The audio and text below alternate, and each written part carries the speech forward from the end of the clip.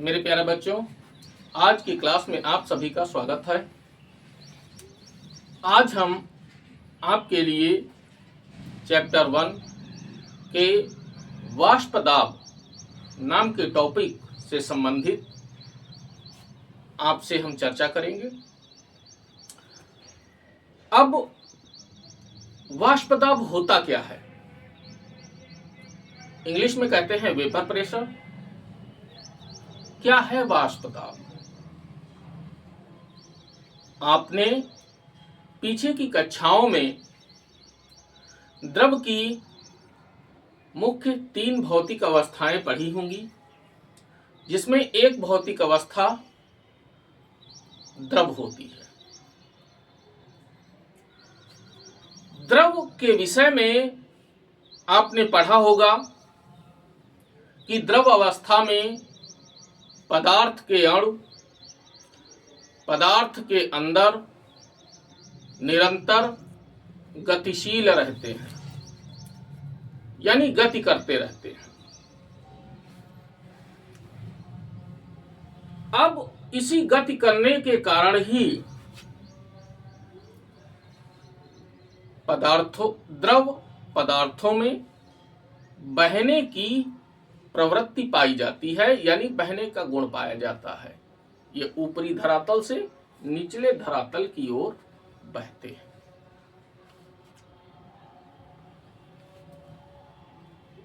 अब जब ये बहते हैं, पदार्थ के अंदर ही गति करते रहते हैं, तो स्वाभाविक है कि ये आपस में भी टकराते होंगे।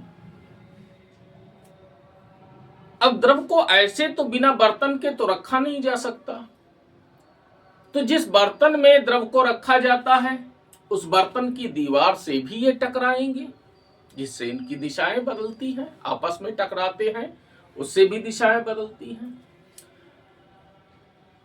अब इस टकराव में क्या होता है, कुछ गणुओं की गतिज ऊर्जा इतनी ज्यादा हो जाती है कि वे द्रव की सतह को छोड़कर वायुमंडल में चले जाते हैं, यानी हवा में चले जाते हैं। अब जब ये द्रव की सतह को छोड़ते हैं तो द्रव की सतह पर एक दाब उत्पन्न करते हैं, जिसे वाष्प दाब कहा जाता है। तो देखिए, जैसे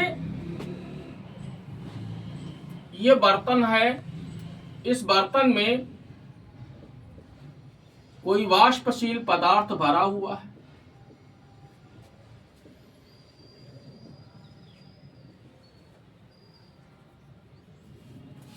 जल ले लीजिए, अल्कोहल ले लीजिए। तो हमने मान लिया जल ले लिया। अब इस जल के अणु, भाई जैसे ये अणु हैं जल के,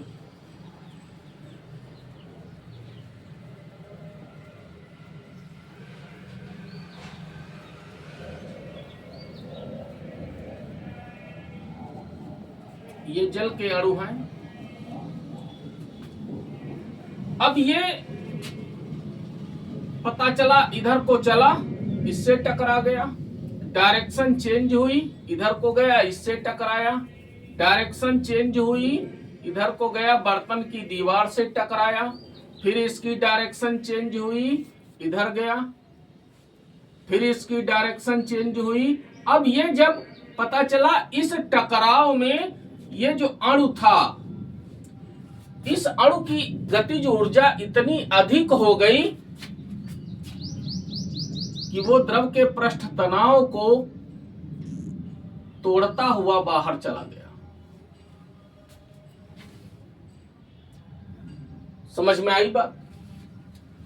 अब जब ये बाहर निकला तो इसने क्या किया, इस द्रव की ये जो सरफेस है, ये जो सतह है, इस सतह के ऊपर एक दाब उत्पन्न कर दिया। इसी दाब को ही वाष्प दाब कहा जाता है। बात भैया समझ में आई? तो देखिए, वाष्प दाब की सर्वमान्य परिभाषा क्या होगी?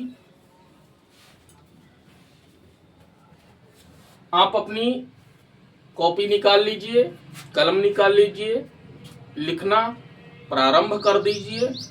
खूब मेहनत से पढ़िए। आपका आधे घंटे का 40 मिनट का वीडियो होता है, उतनी देर आप मेहनत से पढ़ लीजिए। बार बार आपको पढ़ने की जरूरत नहीं। हमारी भाषा इतनी सरल है कि आप आसानी से उसे समझ जाएंगे। तो वाष्प दाब की परिभाषा क्या होगी? द्रव अवस्था में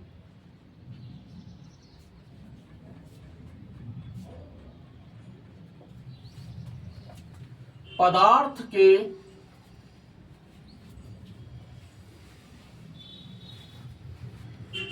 अणु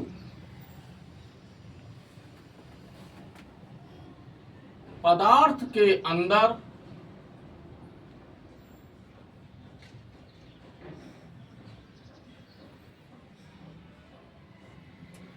निरंतर, निरंतर का मतलब लगातार, गति करते रहते हैं।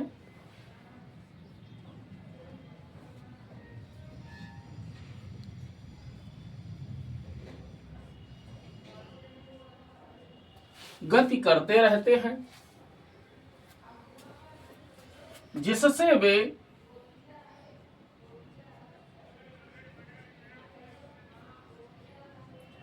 आपस में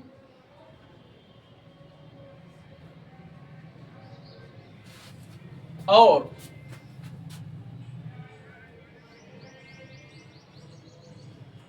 बर्तन की दीवार से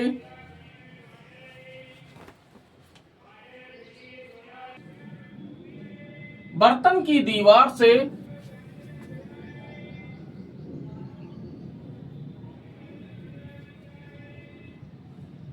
टकराते रहते हैं।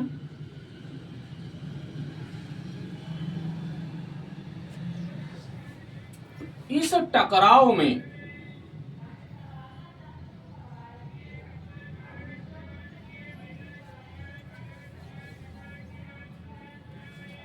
कुछ अणुओं की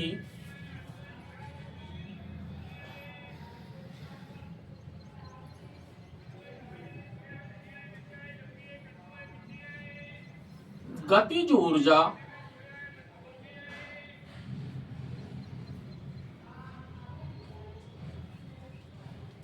इतनी अधिक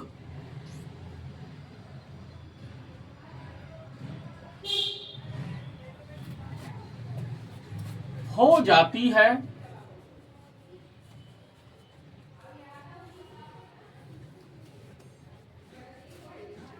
कि वे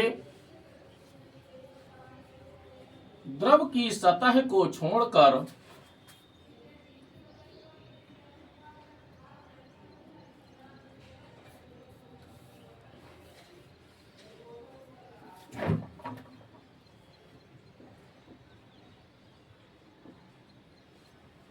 वायुमंडल में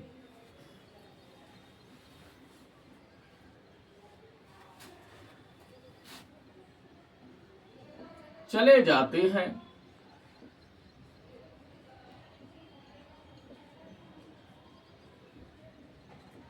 जिससे द्रव की सतह पर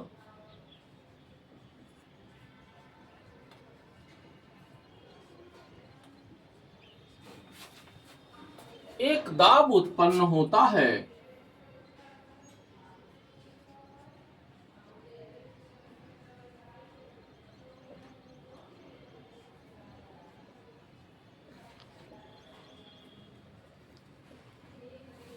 जिसे वाष्प दाब कहते हैं।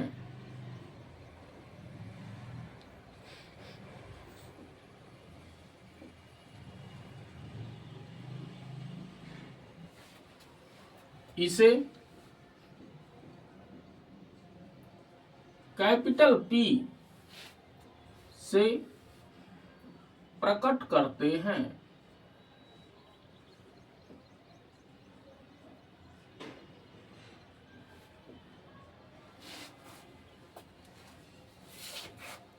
बात समझ में आई भैया?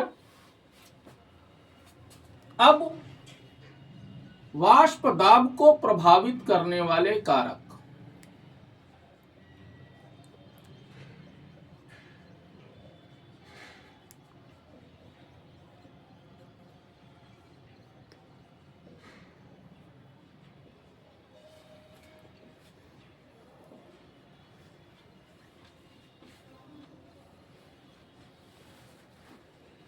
कारक, सबसे पहला कारक क्या है? ताप।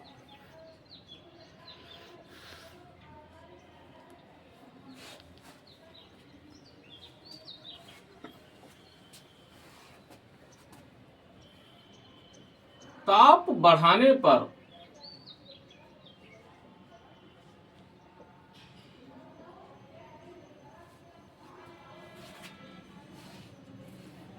अणुओं की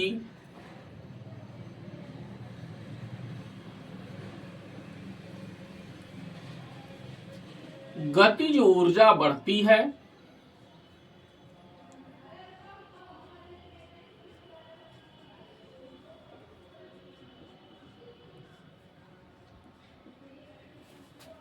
जिससे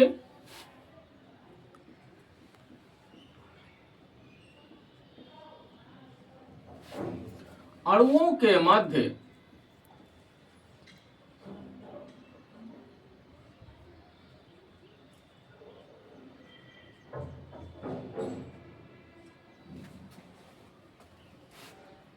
टक्करों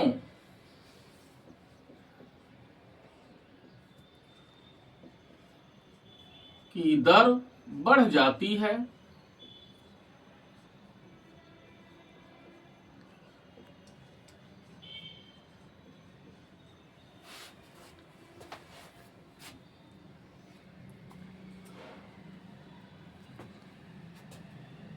इस कारण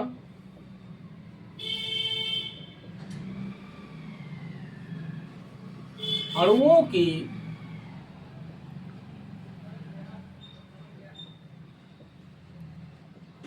निर्गामी प्रवृत्ति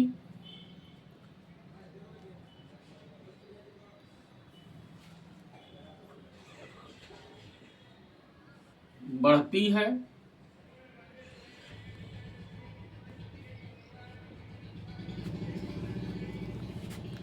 जिसके परिणाम स्वरूप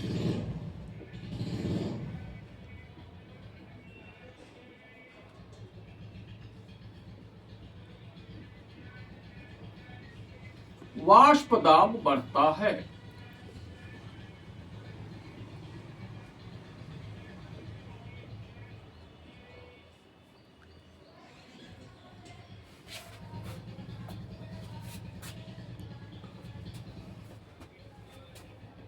नंबर 2,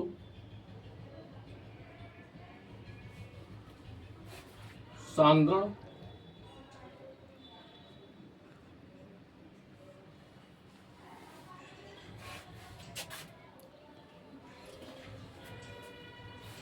सांद्रण बढ़ने से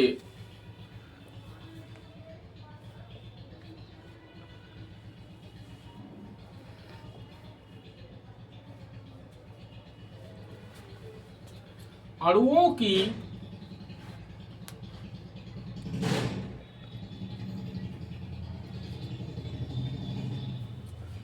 गतिज ऊर्जा घटती है,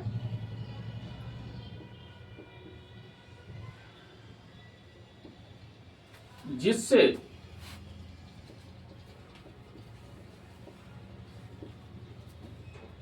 वाष्प दाब घटता है।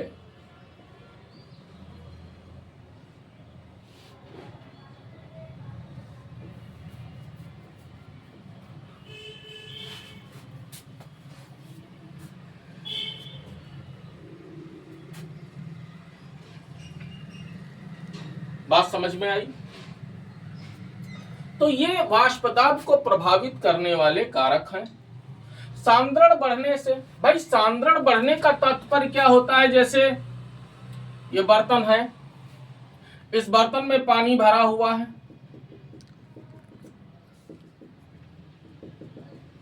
पानी भरा हुआ है।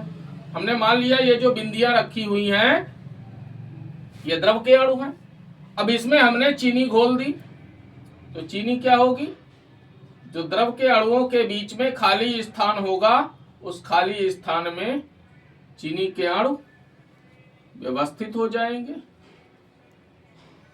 अब द्रव के अणु जब चीनी नहीं घुली थी तो केवल ये आपस में ही टकरा रहे थे, और जब इसमें आपने चीनी घोल दी तब क्या होगा, द्रव के अणु आपस में भी टकराएंगे और चीनी के अणुओं से भी टकराएंगे।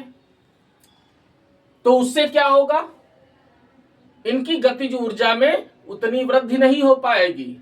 उदाहरण के तौर पर जैसे कोई एक फील्ड है, उस फील्ड को आप द्रव मान लीजिए और उसके अंदर जो है 10 बच्चों को छोड़ दीजिए और कह दीजिए भैया इधर उधर अनियमित रूप से दौड़िए, तो आपके पास दौड़ने की जगह है पर्याप्त, आप दौड़ लेंगे, है ना। लेकिन वहीं उसमें 100 बच्चों को खड़ा कर दीजिए और कह दो दौड़ो, तो क्या दौड़ पाएंगे आप सही तरीके से? नहीं दौड़ पाएंगे ना। तो वही चीज यहां पर है कि जब अणुओं की संख्या बढ़ेगी, आयतन निश्चित है, अणुओं की संख्या बढ़ रही है, यानी सांद्रण बढ़ रहा है, तो अणुओं की गतिज ऊर्जा घटेगी, जिससे अणुओं की निर्गामी प्रवृत्ति का मतलब होता है बाहर निकलने की जो दर है वो घट जाएगी, और जब बाहर निकलने की दर घटेगी तो वाष्प दाब घट जाएगा। बात भैया समझ गए ना।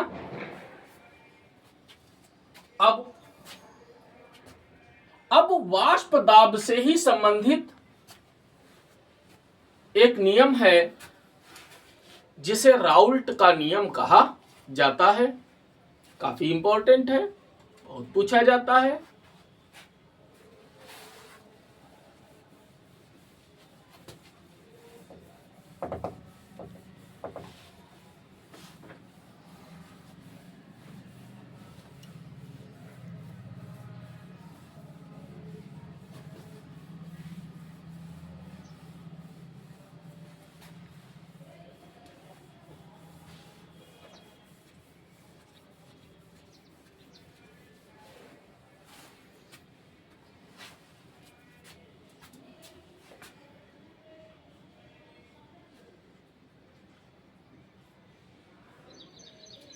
राउल्ट का नियम,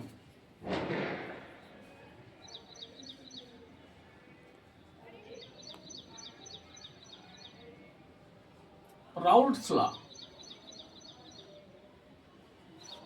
इन्होंने द्रव के वाष्प दाब से संबंधित नियम दिया है जिसे राउल्ट का नियम कहा जाता है। यह नियम 3 नंबर में पूछा जाता है। कभी कभार केवल नियम और इसके साथ में एक इसी नियम से संबंधित एक छोटा सा अंकित प्रश्न जोड़ दिया जाता है, तो प्रश्न 4 अंक का हो जाता है। बात भैया समझ गए ना। तो देखिए राउल्ट का नियम क्या है।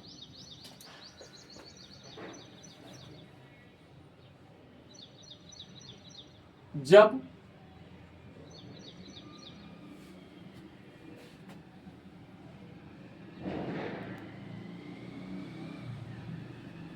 किसी द्रव में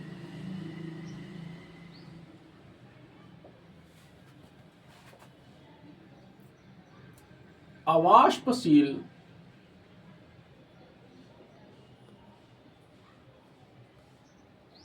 विद्युत अनपघट्य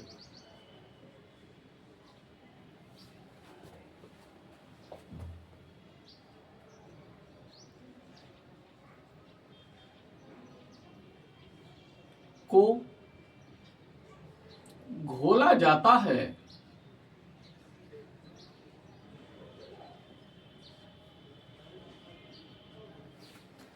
तो द्रव के अणुओं की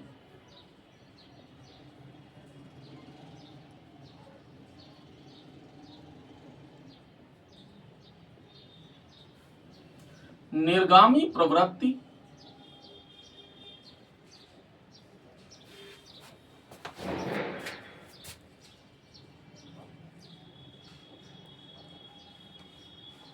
घट जाती है।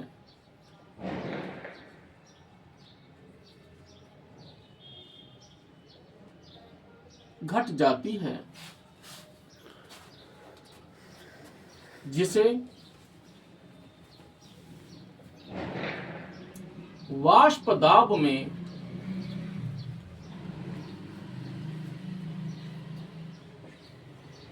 अवनमन अवनमन का मतलब होता है कमी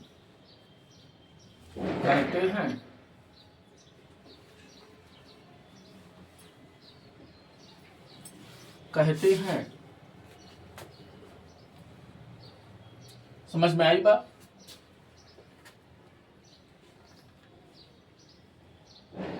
यदि विलायक का वाष्प दाब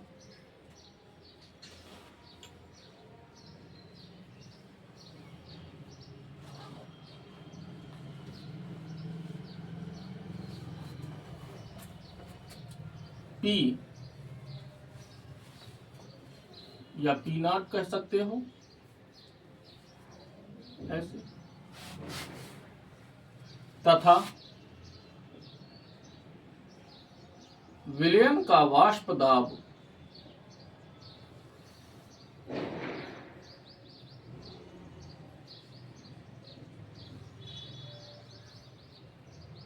P है।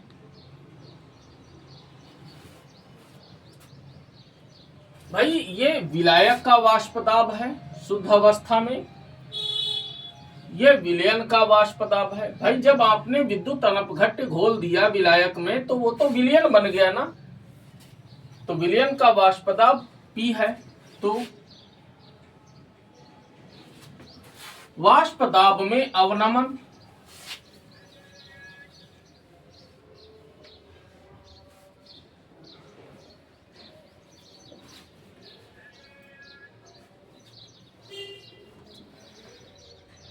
अवनमन बराबर क्या हो जाएगा? विलायक का वाष्प दाब माइनस विलयन का वाष्प दाब।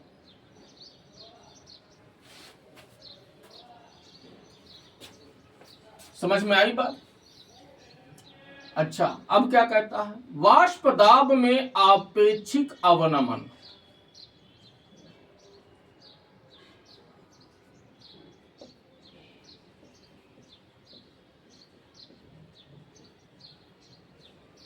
आपेक्षिक अवनमन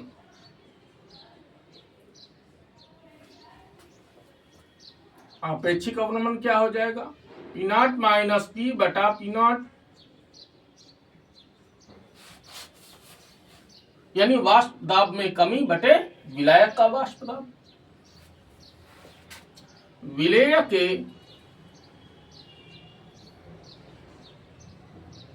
मोल प्रभाज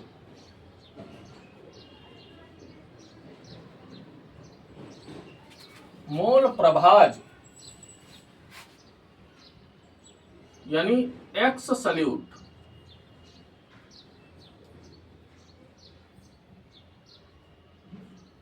के बराबर होता है।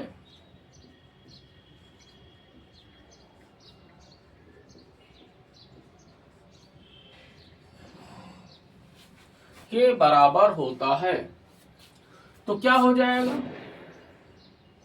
P नॉट माइनस P बटा P naught is equal to X salute.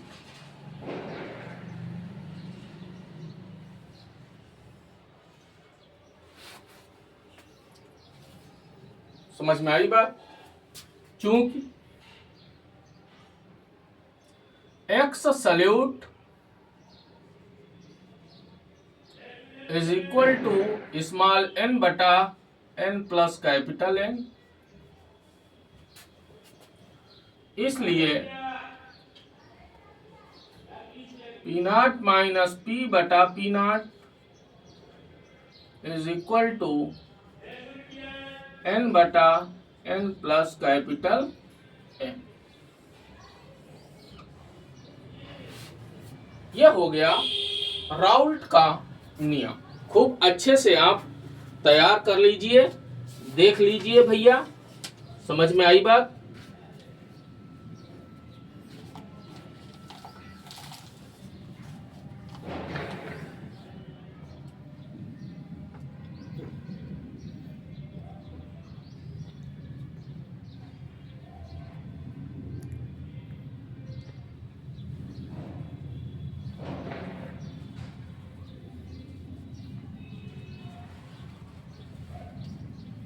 अब राउल्ट के नियम की सीमाएं क्या हैं?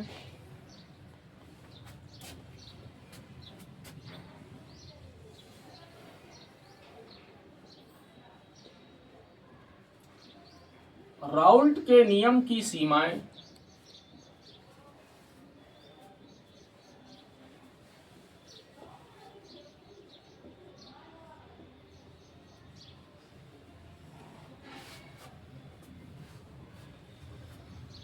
नंबर 1, विलियन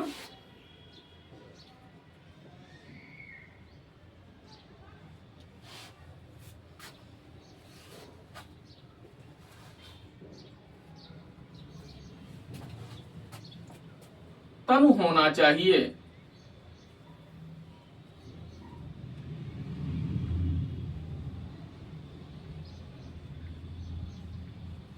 पहली चीज तो यह है कि विलयन सांद्र नहीं होना चाहिए, विलयन गाढ़ा नहीं होना चाहिए। समझ में आई बात। दूसरा, विलेय अवाष्पशील होना चाहिए।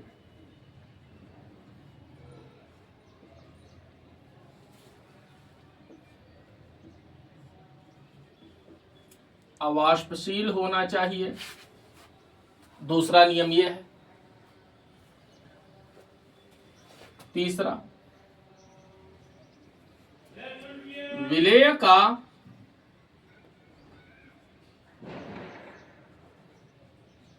विलयन में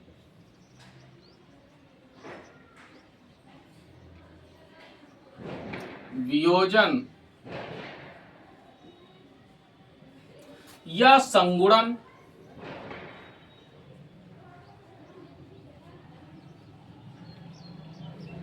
नहीं होना चाहिए।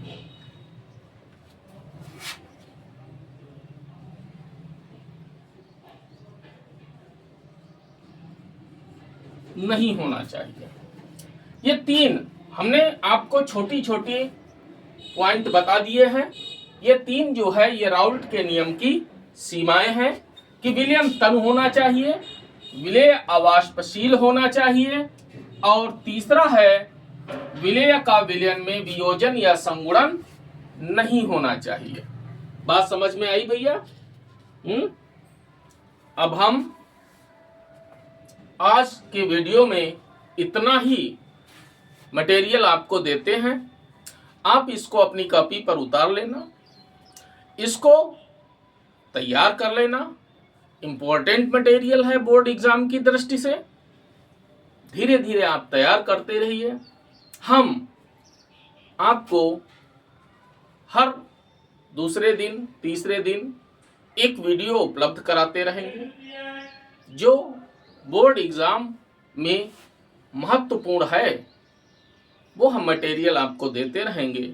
आप हमसे लगातार जुड़े रहिए। हम आपका सहयोग करने के लिए प्रतिबद्ध हैं। तब तक के लिए आप हमारा नेक्स्ट वीडियो का इंतजार कीजिए। हमारे इस वीडियो को वॉच कीजिए, ध्यान से देखिए और नेक्स्ट वीडियो का इंतजार कीजिए, वेट कीजिए। बात समझ में आई ना?